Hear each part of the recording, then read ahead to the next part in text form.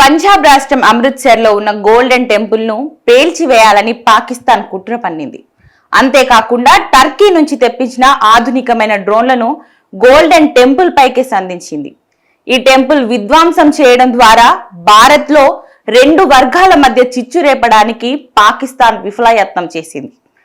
ఈ విషయం ఇంటెలిజెన్స్ వర్గాల నుంచి భారత ప్రభుత్వానికి సమాచారం అందడంతో మన సైనికులు సమర్థవంతంగా ఆ డ్రోన్లను తిప్పికొట్టారు.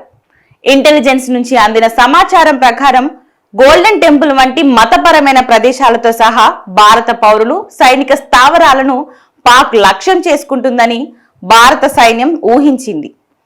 ఇందులో భాగంగా గోల్డెన్ టెంపుల్ ను లక్ష్యంగా చేసుకునే అవకాశాలు కనిపించాయి.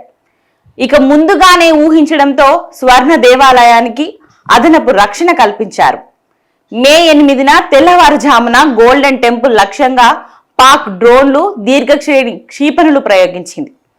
ముందే సిద్ధమై ఉన్న Indian army air defence gunners Pakistan సైన్యం ప్రణాళికలను తిప్పికొట్టింది. స్వర్ణ దేవాలయంపై ఒక్క గీత కూడా పడకుండా అన్ని డ్రోన్లు క్షిపణులను కూల్చివేశారు.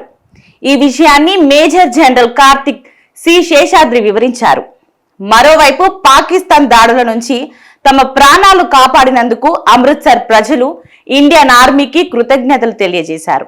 ఇక భారత సాయుధ దళాలతో భుజం భుజం కలిపి నిలబడతామని తెలిపారు. గోల్డెన్ టెంపుల్ సహా సరిహద్దు ప్రాంతాల్లోని మతపరమైన ప్రదేశాలను రక్షించడానికి సైన్యం అన్ని ప్రయత్నాలు చేసిందని కొనియాడారు. సాయుధ దళాలకు ప్రజలు తమ సామర్థ్యాల మేరకు సహాయం చేయడానికి ప్రయత్నిస్తున్నారని అమృత్సర్ వాసులు ఆరోపించారు. ఇండియన్ ఆర్మీ స్వర్ణ దేవాలయం అనేక ప్రాంతాలను రక్షించిందని మేజర్ జనరల్ కార్తిక్ తెలిపారు.